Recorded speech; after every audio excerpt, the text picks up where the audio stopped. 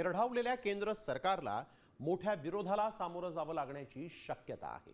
जंतर मंतरवर सोनम वांगचुक यांच्या भेटीसाठी अनेक राजकीय नेते जात आहेत आणि अशातच आता काँग्रेसनेही वांगचुक यांच्या उपोषणाला पाठिंबा दिला। विरोधकांच्या एकजुटीमुळे सरकार आता मात्र यावेळेस धर्मेंद्र प्रधान यांचा राजीनामा घेणार आहे का? पहा या रिपोर्टमध्ये। सोनम वांगचुक यांना अखेर काँग्रेसचा पाठिंबा।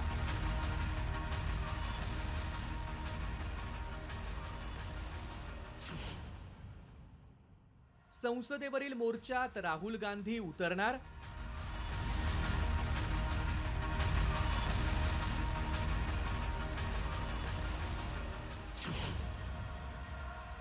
सर्व विरोधक एकवटले, प्रधानांचा राजीनामा होणार?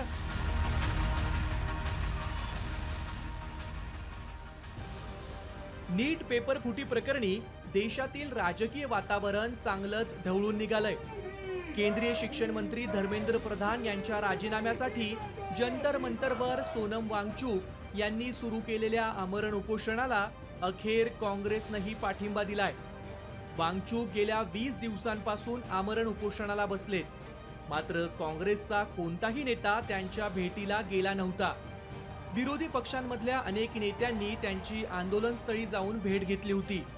अखेर 20व्या दिवशी काँग्रेस नेते पवन खेरा यांनी जंतर मंतरवर जात वांगचुक यांची भेट घेतली है। हमारे संगठन महासचिव श्री केसी वेणुगोपाल ने भी एक ट्वीट किया था और चिंता जाहिर की थी कि एक असंवेदनशील सरकार के सामने विरोध की जो भाषा है वो ऐसी न हो जिसमें हम अपनी जान को जोखिम में डालें। आज यही मैं कन्वे करने भी आया सोनम वांगचुक साहब से और हमारे बाकी साथी जो बैठे हैं अनशन पर, उनको भी यही कहा कि साहब अपनी जान खतरे में मत डालिए, क्योंकि ये ऐसी सरकार नहीं है जो लोकतांत्रिक भाषा को सुने और उसको रिस्पॉन्ड करे।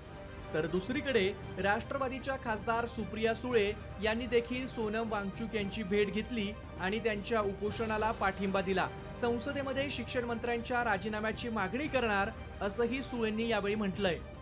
इथे जर आंदोलन चाललं असेल तर आमची नैतिक जबाबदारी आहे की समाजात ज्या गोष्टी झाल्या आहेत त्या सरकार दरबारी पोहोचवल्या पाहिजे। एक भावना समाजात, पालकांमध्ये, युवा पिढीमध्ये आणि इथे एक आंदोलन चाललंय ज्याच्यात धर्मेंद्र प्रधानजींचा राजीनामा घ्या, नाहीतर आम्ही उपोषण सोडणार नाही।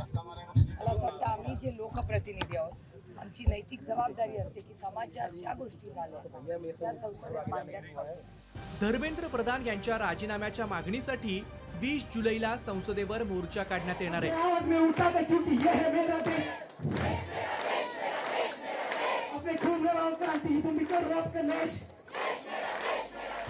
काँग्रेससह अनेक पक्षांनी पाठिंबा दिला असला तरी या मोर्चात किती पक्षांचे खासदार सहभागी होणार याबाबत उत्सुकता आहे। तसंच राहुल गांधींच्या सहभागाकडे देखील सर्वांचंच लक्ष लागलंय। विशेष म्हणजे 20 जुलैला संसदेच्या पावसाळी अधिवेशनाचा पहिला दिवस आहे, त्यामुळे रस्त्यावरची ही लढाई संसदेतही तीव्र होण्याची शक्यता आहे।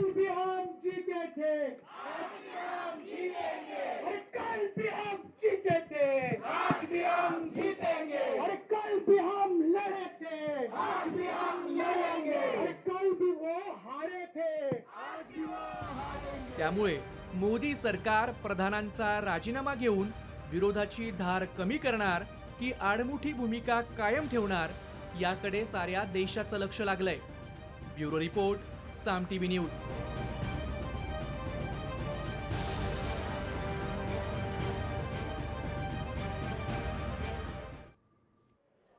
साम टीव्ही मी नेहमी पाहतो, त्यावर दाखवलेल्या बातम्या रिलेट करतात।